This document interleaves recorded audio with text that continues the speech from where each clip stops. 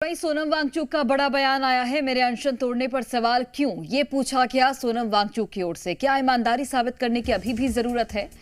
तो देखिए, सोनम वांगचुक ने 27वें दिन अपना अनशन तोड़ा, लेकिन उसके बाद कई तरह के सवाल उन पर खड़े हो रहे हैं और अब उन्होंने ये रिएक्शन दिया है। उन्होंने कहा है कि मेरे अनशन तोड़ने पर सवाल क्यों खड़े हो रहे हैं, क्या मुझे इतने दिनों के बाद भी ईमानदारी साबित करने की जरूरत है? कल से अब तरल लिक्विड फूड ले रहा हूँ, पी रहा हूँ, तो थोड़ी सी शरीर में जान आई है।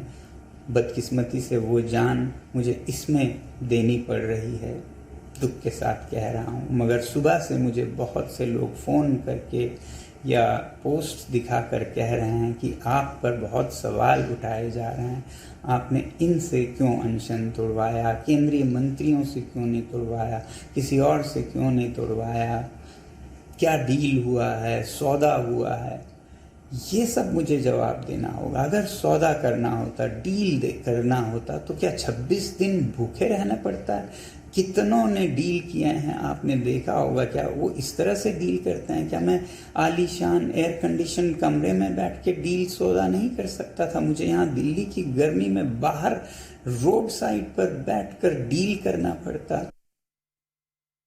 जब मुझे सफदरजंग अस्पताल ले जाया गया ज़बरदस्ती 18 तारीख को पकड़कर, तो वो सिर्फ अस्पताल नहीं था, वो एक छावनी थी, वो एक जेल था, जहाँ पर मुझे ऐसे रखा गया जैसे कोई कैदी भी शायद ही रहता हो। हर चीज़ पर पाबंदी थी, बाहर नहीं जा सकता था कमरे से, कोई परिंदा भी पर नहीं मार सकता था हमारे कमरे तक, किसी से मिलने का कोई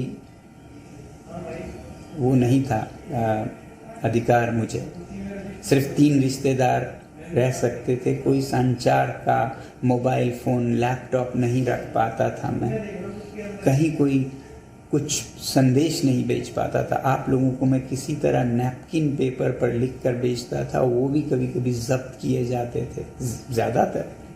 और मुझसे मिलने मेरे रिश्तेदार, मेरे दोस्त जो लद्दाख से आते थे, ख़ास हवाई जहाज़ के लंदन के बराबर टिकट देके, उन्हें भी वापस कर दिया गया।